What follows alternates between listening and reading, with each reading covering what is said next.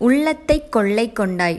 அழகான மாலை பொழுது. அந்த இல்லம் மட்டும் உறவினர்களின் வருகையால் கலகலப்பாக காணப்பட்டது. அவ்வீட்டின் தலைவர் ராமானுஜன் வேலையாட்களுக்கு பரபரப்பாக ஆணைகள் பிறப்பித்தவாறு வீட்டின் வாயிலில் நின்று கொண்டிருந்தார். ஆதவன் வெட்ஸ் அகிலான்னு திருமணத்துக்கு முந்தின நாளே இங்கே அழகா பொறுத்திடுங்க சரியா என்றவருக்கு அவர் மனைவியின் அழைப்பு கேட்கவே விரைந்தார். ஏங்க, உங்கள் பையனை இன்னும் காணோம். காலையில் தானே யூஎஸ்லேருந்து வந்தா. ஆஃபீஸ் போய் லீவ் எடுக்கும் முன்னால் வேலையெல்லாம் ஒப்படைச்சிட்டு வர்றேன்னு சொன்னவனை இன்னும் காணலை. வந்துடுவா ராஜி, நீ கவலைப்படாத. அவன் வேலை பற்றி உனக்கு தெரியாதா என்ன? எனக்கு தெரியுங்க. ஆனால் உங்கள் அக்கா கேட்குற கேள்விக்குத்தான் என்னால் பதில் சொல்ல முடியல. நிச்சயத்துக்குத்தான் அவனால் வர முடியல. சரி, பூ வச்சு நிச்சயம் செஞ்சோம். இன்னும் 10 நாளில் கல்யாணம். இன்னும் வீட்டுக்கு வரலை. ஒருவேளை அவனுக்கு கல்யாணத்தில் விருப்பம் இல்லையான்னு கேட்குறாங்க. என்ன ராஜி, இது உனக்கு மரகத மக்கா பற்றி தெரிஞ்சும் இப்படி புலம்பலாமா? அவள் எப்பவுமே அப்படித்தான். சரி, இப்போ எனக்கு ஒரு டவுட்டு. என்னங்க? இல்லை, ஆதி கிளாஸ் ஃபஸ்ட் வர்றப்பெல்லாம் என்ன சொல்லுவேன்? என் மகனை பார்த்தீங்களான்னு பெருமை பேசுவேன். ஆமாம், பேசுவேன்தான். இப்போ அதுக்கு என்ன? நம்ம நிர்மலா கல்யாணத்தப்போ பார்த்தீங்களா, என் மகன் அவன் தங்கச்சி கல்யாணத்தை எவ்வளவு பொறுப்பாக நடத்திட்டான்னு சொன்னேன். அவர் என்ன சொல்ல வராரென்று புரியாமல் ராஜி அமைதி காக்க, இப்போ கல்யாண பேச்சு நடக்கிறப்ப கூட, அம்மா நீங்கள் யாரை சொல்கிறீங்களோ அந்த பெண்ணை கட்டிக்கிறேன், நீங்கள் பார்த்து முடிவு சொன்னால் போதுன்னு சொல்லிட்டான். என் மகனை மாதிரி ஊர்லகத்தில் ஒரு பிள்ளை உண்டான்னு பெருமை பேசினல்ல. ஆமாங்க. இப்போ அதுக்கெல்லாம் என்ன? சிடுசிடுப்பு குரல் மாதிரி கொஞ்சல் குரலில் கேட்டாள். ஆமாம், இப்போ குறை சொல்லும்போது மட்டும் உங்கள் மகனைன்னு சொல்கிறியே, அது எப்படி என்று சொல்லி சிரிக்க ஆரம்பித்தார். போங்க, உங்ககிட்ட வந்து சொன்னேன் பாருங்க. பொய்யாக சலித்தவாறு சென்று விட்டார். வாசலில் கார் சத்தம் கேட்டதும் நிர்மலா தன் அண்ணனை வரவேற்க விரைந்தாள். ஆதி அண்ணா என்றவளை வரவேற்றவாறு இறங்கினான் ஆதி என்கிற ஆதவன், நம் கதையின் ஹீரோ. 6 அடி உயரமும் மாநிறமுமாக ஹேண்ட்ஸமாக இருந்தான். பன்னாட்டு நிறுவனத்தில் வேலை காரணமாக அடிக்கடி கண்டம் விட்டு கண்டம் தாண்டி பறந்தாலும் தன் குடும்பத்திற்கு முக்கியத்துவம் கொடுப்பவன். வாழ்க்கையின் உயர்ந்த லட்சியங்கள் கொண்டவன். அவனிடம் இருக்கும் ஒரே கெட்ட பழக்கம், அவன் ஒரு மகா அண்ட் மெகா கஞ்சப்பேர்வழி. செலவதிப்பில் இல்லைங்க, பேசுவதில். வீட்டில் தன் தாய் சகோதரியோடு பேசுவதோடு சரி, அலுவலகத்திலும் கூட அனாவசியமாக பெண்களிடம் பேசுவது கிடையாது. ஒரு சில குறிப்பிட்ட நண்பர்கள் மட்டும்தான் அவனுக்கு நெருக்கம். ஒரு வாக்கியம் பேச வேண்டிய இடத்தில் ஒரு வார்த்தையில் பேசுவான். ஒரு வார்த்தை பேச வேண்டிய இடத்தில் உடல் மொழியாலே உணர்த்திவிட்டு நகர்ந்து விடுவான். சரி, ரொம்ப போர் அடிக்காத. மணிரத்னம் சர்பா பட ஹீரோயின்னு சொல்லுவியா? அதை விட்டுட்டு உங்கள் பற்கள் நரநரக்கும் சத்தம் கேட்குது. சரி, ஹீரோ இன்ட்ரோ ஆகியாச்சு. எவ்வளவு நேரம்தான் அவங்கள ஃப்ரீஸில் வைக்கிறது? பேக் டு நிர்மலா அண்ட் ஆதி. நிம்மி, எப்போ வந்த? காலையிலே உன்னை காணலையே. நான் மதியம் வந்தேனண்ணா, அவருக்கு லீவ் கிடைக்கல. இல்லைன்னா 2 நாள் முன்னே வந்திருப்பேன். உன் குட்டி வாழு பிரணவ் எங்க? அப்போது மாமா என்றபடி ஓடி வந்தான் 3 வயது பிரணவ். வாடா, என்ன வச்சிருக்க கையில்? மார்பிள்ஸ் மாமா, நாங்கள் விளையாடிட்டு இருக்கோம் என்று தன்னுடன் இருந்த மற்ற குட்டி பிள்ளைகளை காட்டினான். ஓ, விளையாடுங்க. நான் உங்களுக்கு நிறைய சாக்லேட் வாங்கிட்டு வந்திருக்கேன். மாமா, சாக்லேட் என்ற உற்சாகத்தில் துள்ள ஆரம்பித்தவனை கையில் தூக்கி கொண்டான். எதிரே வந்த மரகதம், அத்தை என்னடா இதுதான் வீட்டுக்கு வர்ற நேரமா? இப்படி வேலைன்னு அலைஞ்சா எப்படி? அதான் முகத்தில் புது மாப்பிள்ளை கலையையே காணோம். கலையா? அது மூஞ்சில எப்படி வரும்? கலை வந்ததும் முகம் பார்க்க எப்படி இருக்கும்? அது என்ன மாதிரி கலரில் இருக்கும்? சரி, உடனே கூகுளில் சர்ச் பண்ணி பார்த்துடணும் என்று ஆதி மைண்ட் வாய்ஸுங்க இது.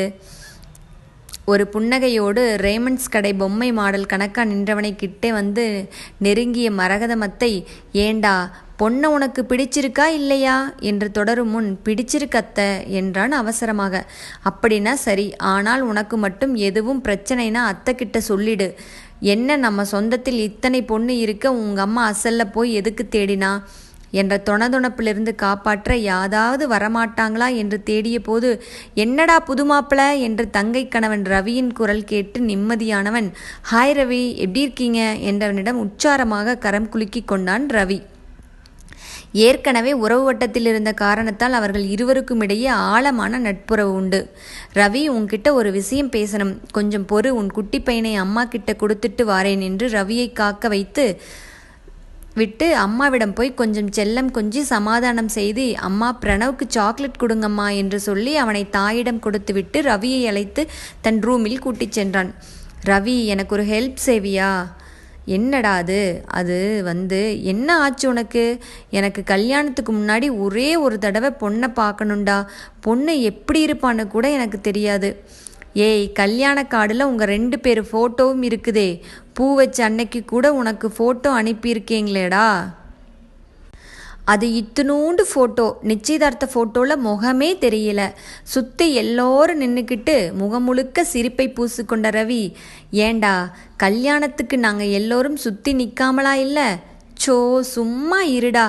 அத்தை என்னடான்னா என் மகன் நீங்கள் பொண்ணு பார்த்தா போதுன்னு சொல்லிட்டான்னு ஊரெல்லாம் பெருமை பேசிட்டு இருக்காங்க. நீ என்னன்னா எங்ககிட்ட இப்படி ஐடியா கேட்டுட்டு இருக்க. ஏய், உன்னையெல்லாம் உலகம் நல்லவன்னு நம்புதேடா. அதெல்லாம் எனக்கு தெரியாது.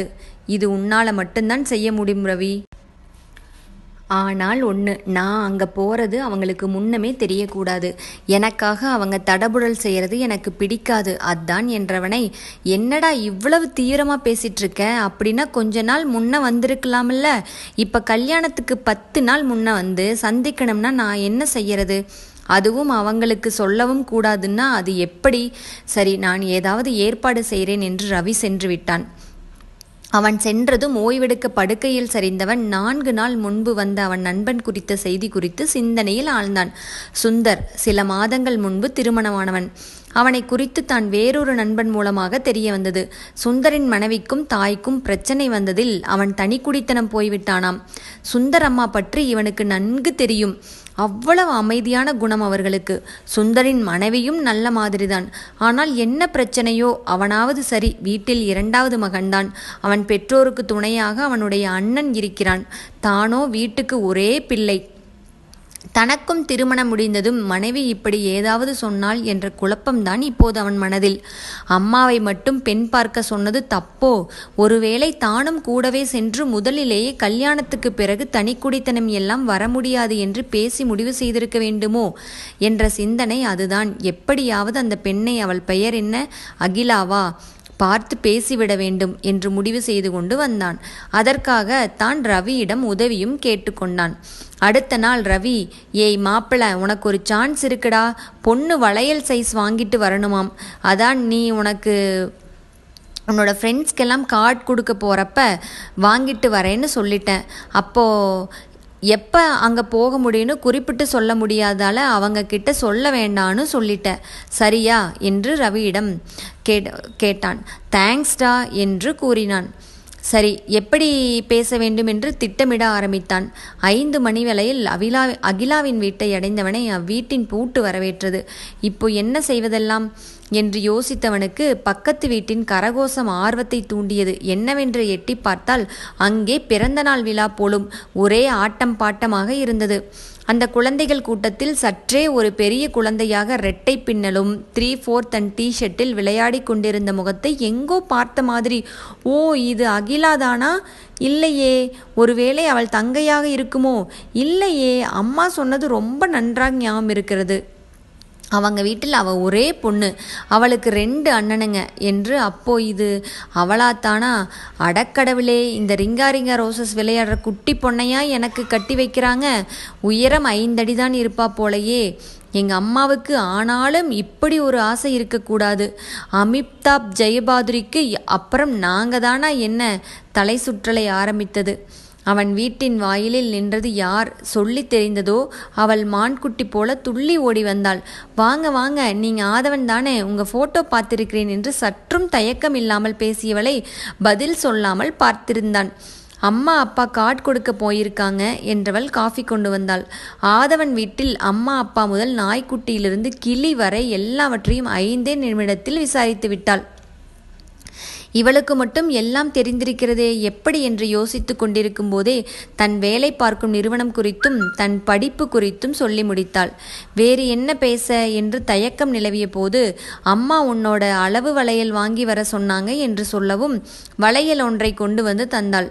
மறுபடி மௌனம் அவர்களை சூழ்ந்து கொண்டது. ஆனால் அவள் ஏதோ கேட்க விரும்புவது மட்டும் அவனுக்கு புரிந்தது. ஒருவேளை அவளுக்கும் ஏதேனும் குழப்பம் ஏதும் இருக்குமோ என்று எண்ணியவன் என்ன என்றான். இல்லை, நீங்கள் ஏன் இவ்வளவு ஹைட்டாக இருக்கீங்க, அதான். இதற்கு என்ன எக்ஸ்பிரஷன் காட்டுவது என புரியாமல் வந்த விஷயத்தையும் பேச முடியாமல் நான் வரேன் என்று சொல்லி புறப்பட்டேன். குறித்த நாளில் திருமணம் சிறப்பாக நடைபெற்றது. பெண்ணை மாப்பிள்ளை வீட்டிற்கு விட்டுவிட்டு விடைபெறப் போகும் சமயம் அகிலாவின் முகத்தில் தெரிந்த சோகம் ஆதவனுக்கு இந்த ஏனோ வருத்தம் தந்தது. இந்த பெண்கள் வாழ்வு எவ்வளவு மாற்றங்கள் கொண்டது. பிறந்த வீட்டை அறவே மறந்துவிட்டு கணவன் வீட்டை சொந்தம் கொள்ள வேண்டும். நிர்மலாவும் அப்படித்தானே என தன் தங்கையும் ஒப்பிட்டு பார்க்க தோன்றியது. அப்போதுதான் பெண் வீட்டிலிருந்து ஒருவர் பேசியது காதில் விழுந்தது. அகிலா, நீ முதலிலேயே மாப்பிள்ளையை முந்தானியில் முடிச்சு வச்சிரு, இல்லைன்னா அம்மா பேச்சை கேட்டு ஆட ஆரம்பிச்சிடுவார். பிறகு என்னை மாதிரி கஷ்டப்பட வேண்டியதுதான், சொல்லிட்டேன். அதை கேட்டவனுக்கு மனதில் இருந்த நெருடல் கூடிப்போனது. இந்த அகிலா எப்படியோ தெரியவில்லையே, என்ன ஆனாலும் சரி, அம்மா அப்பாவை மட்டும் பிரியவே கூடாது என்று முடிவு செய்து கொண்டான். கொஞ்சம் தள்ளி போகலாம் என்று முடிவு செய்து அடுக்கலைக்கு அருகில் செல்ல அங்கே மரகதம் அத்தை அம்மாவிற்கு மந்திரம் ஓடிக்கொண்டிருந்தார். இங்கே பாரு ராஜி, நீ ரொம்ப வெகிலி, அதான் சொல்கிறேன். மருமக கிட்ட ரொம்ப கண்டிப்பாக நடந்துக்கோ என்ன, இல்லைன்னா என்ன மாதிரி தான் அவஸ்தைப்படணும். என் மகன் என்னை நீ இப்படி இருக்க அம்மானு கூட கேட்கறதில்ல என சோக குரலில் பேசி அம்மாவை பீதி இழப்பிக் கொண்டிருந்தார்கள். ஒரு பக்கம் கோபம் வந்தாலும் இன்னொரு பக்கம் தானும் அப்படித்தானே சுந்தரை பற்றி கேள்விப்பட்டதிலிருந்து நம்பிக்கை இழக்கவில்லையா? ஏன் இன்னும் கூட மனதில் ஒரு நெருடல் இருக்கிறதே? ஏன் இந்த மனிதர்கள் மட்டும் எப்போதும் எதையாவது நினைத்து கலங்கிக் கொண்டே இருக்கிறார்களோ? திருமணம் என்னும் பந்தத்தில் ஒருவரையொருவர் முழுதும் நம்பாத வரையில் அங்கே முழுமையான அன்பு நிலவ வாய்ப்பே கிடையாது எண்ணிக்கொண்டான். பெண் வீட்டார் அனைவரும் விடைபெற்று செல்ல அம்மா அகிலாவிடம், சேலையை மாற்றிக்கொள்றியாம்மா? அத்தை, என் துணியெல்லாம் எங்கே இருக்கு? மாடியில் அந்த முதல் ரூமில் உன்னோட சூட்கேஸ் இருக்கு, பார்த்து கவனமா போ. நிம்மி அகிலா கூட போய் அவளுக்கு ஹெல்ப் செய்யுமா? சரிம்மா என்றவள், ஹாய் அண்ணி, எப்படி இருக்கு உங்க வீடு? எங்க வீடு இல்லைன்னா நம்ம வீடு என்று சொல்வாள் என நிலைத்திருக்க தன் நாத்தனார் உங்க வீடு என்றதை மனதை மகிழ்விக்க, ரொம்ப அழகா இருக்கு, இந்த படியில் இருக்கிற டிசைன் மாதிரி நான் எங்கேயும் பார்க்கல. அப்படியா, இது அண்ணா சாய்ஸ் என்ற பேசியவாறு இருவருமாக மாடியில் ஏறினர். அம்மா என்று பிரணவ் பின்னாலேயே வந்து நின்றான். வாடா, அம்மாவை தனியாக எங்கேயும் விட்டுவிடாத என்று கொஞ்சிக் கொண்டு அவனை தூக்கி கொண்டாள். நீங்க உள்ள போய் ட்ரெஸ் மாற்றிக்குங்க அண்ணி, நான் வெளியே நிற்கிறேன் என்றாள். அகிலா உடைமாற்றி கதவை திறந்து வெளியே வரவும் விளையாடிக் கொண்டிருந்த பிரணவ் கையிலிருந்த கோலி குண்டுகள் கீழே சிதறவும் நேரம் ஒன்றாயிருக்க கோலி குண்டுகள் மீது கால் வைத்த அகிலா நிலை தடுமாறி விழுந்ததில் வலது முட்டியில் பலமான அடி. டேய் பிரணவ் என்று அவளை அடிக்க கை ஓங்கியவளை தடுத்தாள். ஐயோ அடிக்காதீங்க தம்பி, பாவம் தெரியாமதானே என்று சொன்னாலும் அடியின் வலியின் காரணமாக கண்ணீர் திரண்டு விட்டது. சத்தம் கேட்டு ஓடி வந்த குடும்பத்தினர் பதற்றத்தில் அவளுக்கு அந்த வீட்டின் ஒவ்வொருவரின் அன்பும் புலப்பட அவளிடம் அறிவுரை சொன்ன அக்காவின் கூற்றே மறந்து போனது. வேக வேகமாக படியேறிய ஆதவன் அவளால் எழுந்திருக்க முடியாதது கண்டு அவளை கரங்களில் தூக்கி கொண்டு படியிறங்கினான். ஐயோ வேண்டாம், நான் நடந்து வரேன் என்று கூச்சப்பட்டாள் அகிலா. சரி, படி இறங்கின பின்னே நடந்துக்கோ என்றவன் கீழே சோஃபாவில் அமரச் செய்தான். ராஜிமா, அவளுக்கு உடனே குடிக்க தண்ணி கொண்டு வந்து கொடுத்தவர் அவளுக்கு எங்கே அடிபட்டிருக்கிறது என்று விசாரித்தார். முதலில் நான் கண் திருஷ்டி சுற்றியிருக்கணும் என் மருமகளுக்கு, யார் கண்ணு பட்டதோ என்று மரகதமத்தை பக்கம் ஒரு பார்வை பார்த்துவிட்டு அவசரமாக திருஷ்டி சுற்றிய தாயை பார்த்தவன் அம்மாவிடம் அத்தை மந்திரம் ஓதியது எடுபடவில்லை என்று புரிந்த இரகசிய புன்னகை சிந்தினான். அகிலாவிற்கு தன் அத்தையின் செயல் பார்த்து மனம் நிறைந்து போனது. அம்மா பக்கத்தில் கிளினிக் திறந்திருக்கும், செக்கப் செய்து கூட்டி வரேன் என்றவன் அவளை கைத்தாங்களாக கூட்டிச் சென்றான். இரவில் மனைவிடம் ரொம்ப வலிக்குதா, ஒழுங்கா மாத்திரை எடுத்துக்கோ, சரியாயிடும் என்று கூறியவன், உனக்கு காலில் அடிபட்டிருக்கிறனால சேலை கட்டுறது கஷ்டமாக இருந்தால் நம்ம ரூமில் இருக்கிற போது மட்டும் வேணும்னா 3/4 இல்லை ஸ்கர்ட் போட்டுக்கோ, மற்ற நேரம் வேண்டாம். யாராவது நம்மை பார்க்க வந்துட்டு போயிட்டு இருப்பாங்க, இல்லை அதனால தான் சொன்னேன் என்று நீண்ட வாக்கியம் பேசியது பார்த்து வியந்து போனாள். இதுவரை 2 வார்த்தை பேசினால் அதிகம், இப்போது இவ்வளவு பேசுகிறானே என்றுதான். தொடர்ந்த நாட்களில் இருவரும் ஒருவர் பேசி நட்பாயினர்கள். அவள் தன் தாயோடும் தங்கையோடும் பாசமாக பேசி பழகுவது பார்த்து அவனுக்கு மிகவும் திருப்தியாக இருந்தது. ஆனாலும் ஒரு எச்சரிக்கை உணர்வுடன் இருந்தான். தொடர்ந்த உறவினர்கள் வீட்டிற்கு விருந்துகளில் வந்து செல்வதில் நேரம் கழிந்தது. அப்போதுதான் ஆதவனுக்கு அவன் அலுவலகத்திலிருந்து அவசர வேலை காரணமாக அவன் உடனே வெளிநாடு பயணிக்க வேண்டும் என்ற செய்தி வந்தது. அகிலா, எனக்கு அவசரமா வேலையா வெளிநாடு போட வேண்டியிருக்கு, 10 இல்லை 15 நாள் ஆகலாம். கால்வெளி மாத்திரையெல்லாம் சரியா எடுத்துக்கோ, நான் போயிட்டு வரேன் என்ன என்று விடைபெற்றவனை மௌனமாக வழியனுப்பினாள். அந்த சின்ன ஒரு பிரிவில் ஒருவர் மீது மற்றவர் அருகாமையை விரும்பியது இருவருக்கும் புரிந்தது. ஆதவனுக்கு என்னவெல்லாம் பிடிக்கும் என கேட்டு அவற்றையெல்லாம் சமைக்க கற்றுக்கொண்டாள். அவன் சர்டிஃபிகேட் எல்லாம் பார்த்தவளுக்கு தன் கணவனின் புத்திசாலித்தனத்தை எண்ணி பெருமிதமாக இருந்தது. அவனுக்கு அடிக்கடி போன் செய்தால் பிடிக்காது, நேரம் கிடைத்தால் அவனே ஸ்கைஃப்ல பேசுவான் என்று சொன்னதால் அவனிடம் பேச எண்ணினாலும் பேச இயலாமல் தவித்தாள். அவன் ஸ்கைஃபில் பேசுகிற நேரத்தில் எல்லோர் முன்பும் எப்படி பேச என்று கூச்சம் காரணமாக சாதாரணமாக பேசுவதோடு சரி. அவனோடு பேசிக் கொண்டிருந்து அமர்ந்திருந்த இடம், அவன் வாங்கி தந்த சேலை, தினம்தோறும் அக்கறையாக அவளை டாக்டரிடம் கூட்டிச் சென்றது எண்ணி அவன் மேல் பைத்தியமாகி போனாள். அவன் எப்போது வருவான் என்று நாட்களை எண்ணத் தொடங்கினாள். அங்கே ஆதவனின் நிலையும் அதுவே ஆகியது. இந்த சின்ன பொன்னா என்று நினைத்தவன் திருமணமன்று அவளை சேலையில் பார்த்து மயங்கியது ஞாபகம் வந்தது. அவள் தன் அம்மாவிடம் மடியில் பிரணவிடம் போட்டி போட்டு படுத்தது, தன்னை பார்க்கும் போதெல்லாம் சிந்திய பிரத்யேக புன்னகையெல்லாம் அடிக்கடி நினைவில் தோன்றியது. ஒருவேளை நான் அவளை முதல் முறை பார்த்த பொழுதே அவள் என் மனதில் பதிந்திருக்க வேண்டும். இல்லை என்றால் அவளுக்கு அடிபட்ட பொழுது நான் அப்படி பதறி இருக்க மாட்டேன். எது எப்படியோ, இனி என் பெற்றோர் எனக்கு எவ்வளவு முக்கியமோ அதுபோல அவளும் எனக்கு முக்கியம். அவள் என்னில் சரிபாதி என்று எண்ணினான். அவளிடம் போய் மனதில் இருப்பதை சொல்ல வேண்டும் என்று முடிவு செய்து கொண்டாள். ஆனாலும் திருமணத்தன்று அவளின் உறவினர் பேசியது குறித்த சலனம் மனதில் எழாமல் இல்லை. அப்போதுதான் ஒரு நாள் அகிலா ஆதவனுக்கு போன் செய்திருந்தாள். என்ன அகிலா என்றான். உங்ககிட்ட தனியா பேச வேண்டியிருந்தது, அதான் நேற்றே பேசினேனே. அது இல்லைங்க, அப்போ அத்தை மாமா இருந்தாங்க, இல்லை அவங்கள பற்றி பேசணுமா, அதுதான் இப்போ கால் பண்ணினேன். ஏன்னா அத்தை மாமா இப்போதான் வெளியே போனாங்க என்றவள் பேச்சு கேட்டு மனதில் கோபம் கனன்றது. இவள் அம்மா அப்பா பற்றி ஏதும் தப்பும் தவறுமாக பேசத்தான் கால் செய்திருக்கிறாள் என்று நினைத்தவன், இப்போ எனக்கு மீட்டிங் இருக்கு, அப்போ நான் கொஞ்ச நேரம் கழித்து பேசட்டுமா? வேண்டாம், எனக்கு மெயில் அனுப்பிவிடு, நான் ரிப்ளை பண்ணுறேன் என்று சொல்லி அழைப்பை துண்டித்தான். அவள் மெயிலை வாசித்தவன் அங்கே அவளின் செய்தி பார்த்து விக்கித்தான். ஆதவனுடைய பெற்றோருடைய 30வது திருமண நாளை எப்படியெல்லாம் சிறப்பிக்கலாம் என்று ஐடியா கேட்டிருந்தாள் அவள். அவன் மனதை வருத்தி கொண்டிருந்த முள் அகன்று போனது. ஆசையுடன் தாயகம் திரும்பியவன் வீடு வந்து சேர நள்ளிரவு 2:30. விமானம் 2 மணி நேரம் தாமதமாகியிருந்தது. அவள் ஒரு ஃபோன் கூட செய்யவில்லையே. ஒருவேளை எனக்குத்தான் அவளை பிடிக்கிறதோ, அவளுக்கு என்னை பிடிக்கவில்லையோ என்று அலைப்பாய்ந்த மனதை அமைதிப்படுத்தி கொண்டு கதவை தட்டினான். கதவை திறந்தது அம்மா. நான் வருவது தெரிந்தும் தூங்கிக் கொண்டிருக்கிறாளா என்று மனம் இன்னும் சோர்ந்தது. ஏண்டா, நான் போன் செய்தாதான் உனக்கு பிடிக்காது, நீயாவது போன் செய்தா என்ன? உன் பொண்டாட்டி எப்ப வச்சு காத்துட்ருக்கா? கொஞ்சமாவது அறிவிருக்கா என்று அதட்டவும் புரிந்தது. அம்மாதான் போன் செய்ய வேண்டாம் என்று சொல்லி இருக்க வேண்டும். அம்மா தன் அறைக்கும் சென்று விட அகிலா வெளியே வந்து அவன் கையை பற்றி கொண்டாள். அவள் கண்களில் மின்னிய மின்னல் என்ன செய்தி சொன்னதோ.